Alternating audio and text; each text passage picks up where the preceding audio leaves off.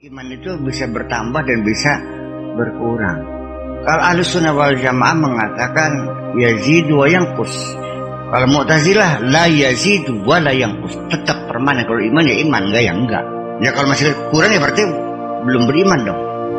Memanifestasikan, mewujudkan keimanan, disitulah naik turunnya teman-teman. Terkadang memang kita pasti ada keraguan dan itu tidak boleh dan tidak bisa berbohong kita kalau kita mau jujur sama tiap-tiap diri. Itu pasti ada, tapi yang jadikan permasalahannya pada saat hal itu termanifestasi, bagaimana kita bisa mengontrolnya. Nah, ini yang luar biasanya di situ. Jadi yang dikatakan naik turunnya, menurut opini saya yang saya tangkap dari yang beliau katakan, mewujudkan satu keyakinan itu atau memanifestasikan satu keyakinan itu di dalam pergerakan kehidupan ataupun perwujudan kehidupan. Itu yang naik turunnya di situ, teman.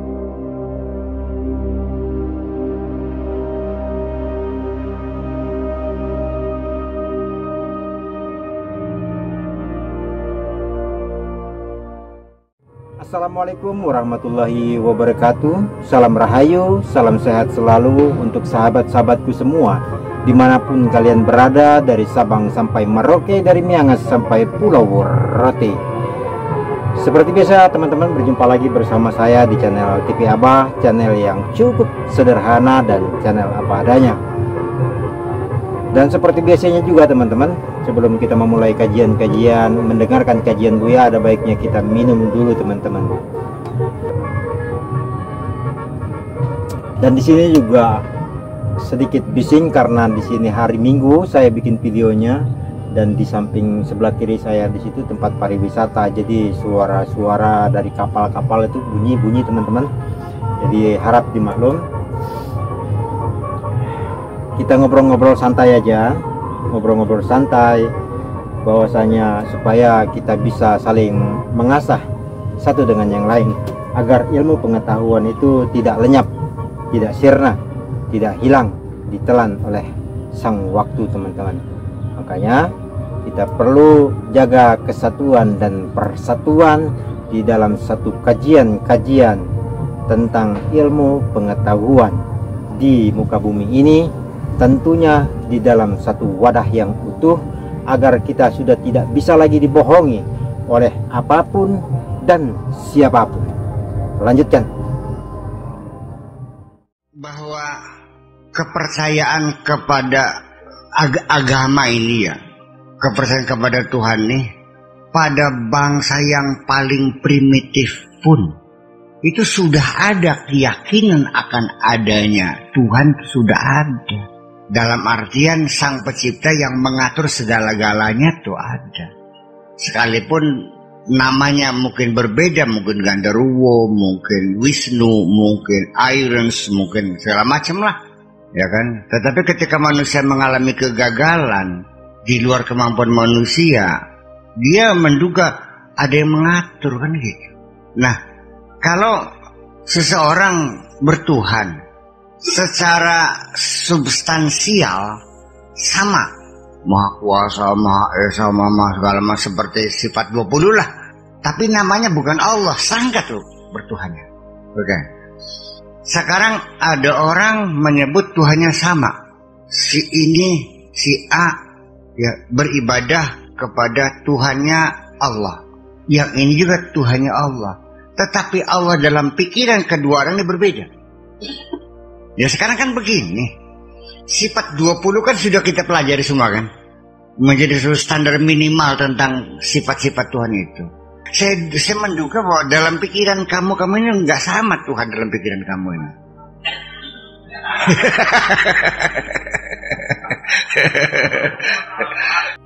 Kita potong sebentar ya teman-teman. Jadi kalau kita sudah belajar masuk di dalam sesuatu wadah yang utuh, ya nggak mungkin lah sifat Tuhan cuma 20. Tentunya sifat Tuhan meliputi segala sesuatu kalau kita mau mengagungkan yang Maha Kuasa. Tapi kalau kita mau mengecilkan yang Maha Kuasa, hanya cukup disampai sifat 20. Itu yang saya tangkap di dalam opini saya.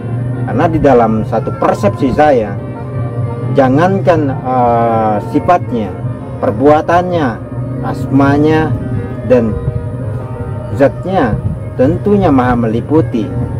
Jadi yang maha kuasa itu tidak pernah terbatas. Jadi kalau cuma sampai di 20 ya berarti kan terbatas teman-teman. Nah ke situ saja sebenarnya kalau kita sudah masuk ke dalam wadah yang utuh. Jadi sehingga bisa terselesaikan. Kita lanjutkan. Mungkin ada yang beranggapan Tuhan itu bisa diatur, Tuhan bisa tawar menawar. Iya. Ada lagi Tuhan yang berkuasa mutlak yang bisa diatur, yang sekarang PDW. Ada juga dalam pikiran kita mungkin Tuhan maha kaya tak terhingga, semuanya milik Dia. Ada lagi dalam pikiran kita Tuhan itu miskin, nggak punya apa-apa. Ya artinya bahwa ketika dia diajak bekerja kepada Allah ragu, nanti siapa yang gaji saya? Ya kalau dia untuk Allah kan nggak ada gajinya berarti kan? Ya mati apa mati kutu kan? Kalau mau. Saya kira mungkin ya banyak sekali orang yang masih ragu Allah bisa kasih gaji kan? Ya dari mana gajinya? Emang Allah punya duit gitu? Nah jadi kan artinya gini, ketika orang itu berdakwah mengajak orang untuk meyakini Allah, untuk mengabdi kepada Allah, dianya sendiri nggak yakin bahwa mengabdi kepada Allah itu akan mendapat imbalan. Termasuk juga dalam keyakinan kita, apakah kamu sudah meyakini bahwa Allah selalu mengawasi perbuatan kamu? Makanya Nabi kan mengatakan begini, tidaklah seorang itu beriman ketika dia melakukan kemaksiatan. Seorang mukmin ketika mencuri, dia pada saat mencuri dia tidak beriman kok. Lalu akhirnya berkepanjangan kepada az-ziyadah wan nuqsan, bahwa iman itu bisa bertambah dan bisa berkurang. Kalau Ahlussunnah wal Jamaah mengatakan yazidu wa yanqus. Kalau Mu'tazilah la yazidu wa la yanqus, tetap permanen. Kalau iman ya iman, enggak ya enggak. Ya kalau masih kurang ya berarti belum beriman dong.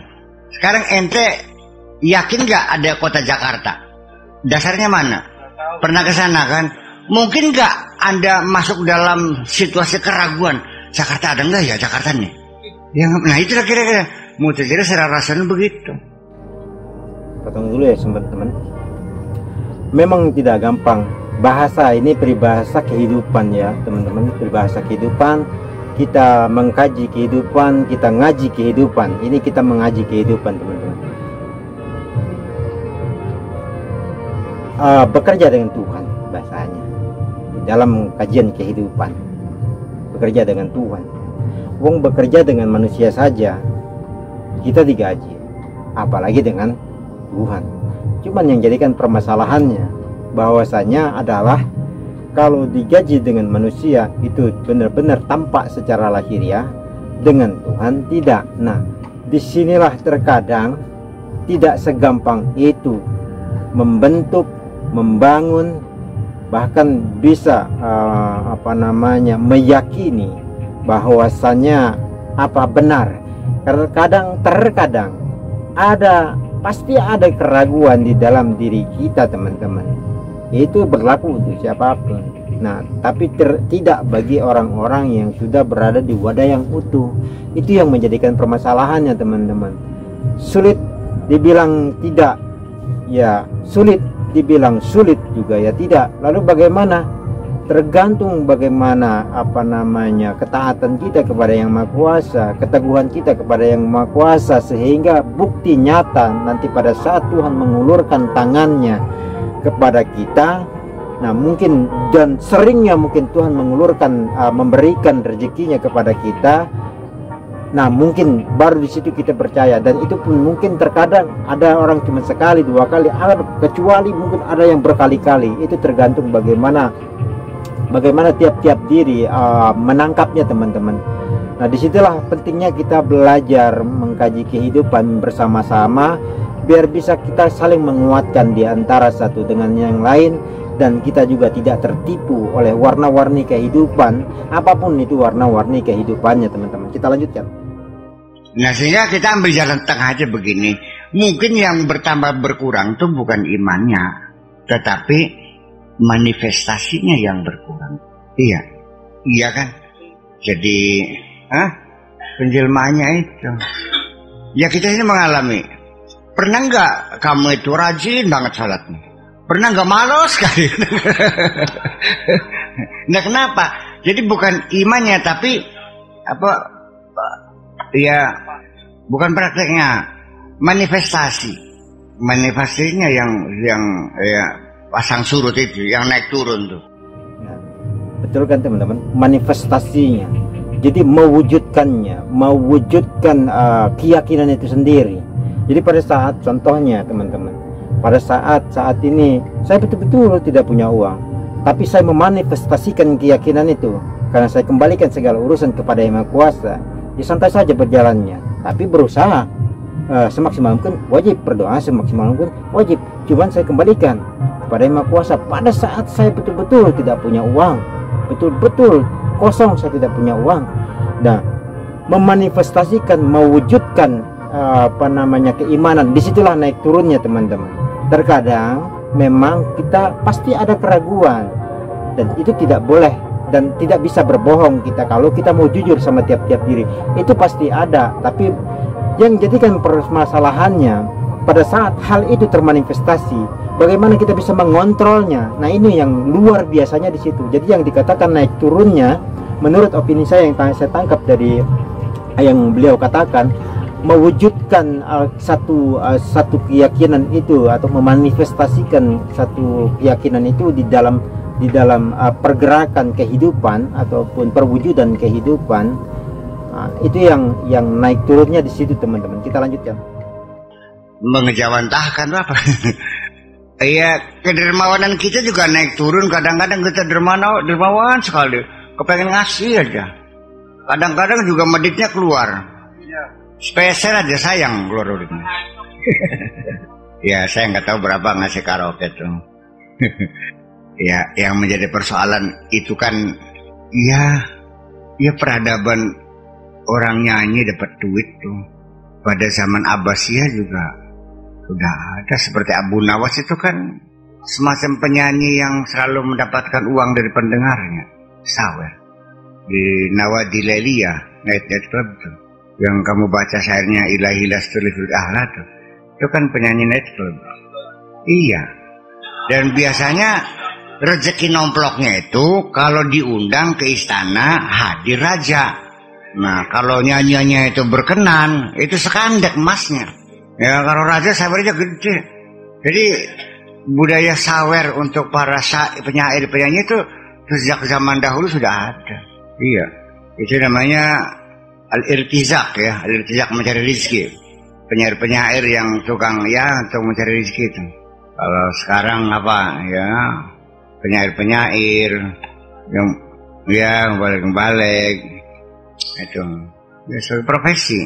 Syair sebagai profesi itu juga menghasilkan uang dan kaya karena dan itu kelebihannya sampai kepada tasawuf pun juga banyaknya diungkap dengan bahasa syair karena flexibility bahasa Arab itu luar biasa sekali, membuat menjadi indah, ya kan?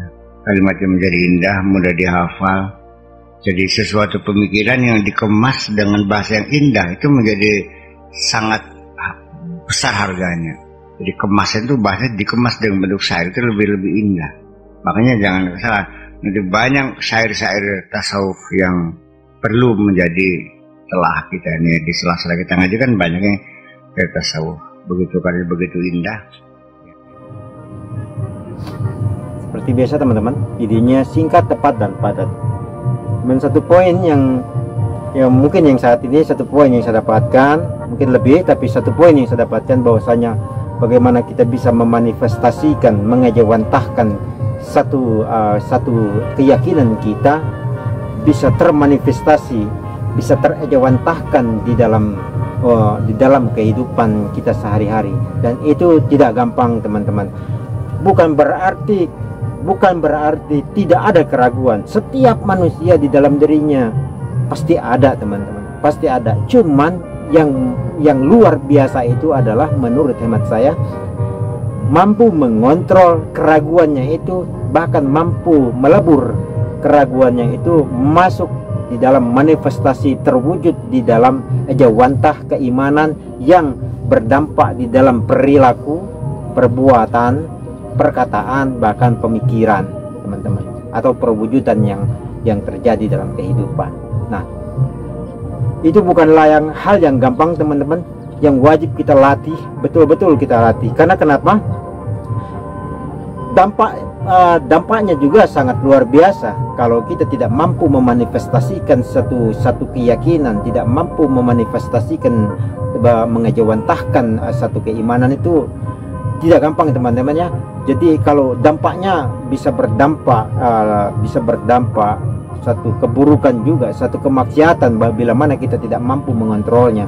Jadi disinilah pentingnya kita perlu saling mengisi, saling mengasah dan saling mengasuh, agar kita bisa saling mengingatkan di antara satu dengan yang lain, baik dari keluarga, baik dari persahabatan, ataupun baik dari tetangga-tetangga sekitar dan yang lain-lain, teman-teman.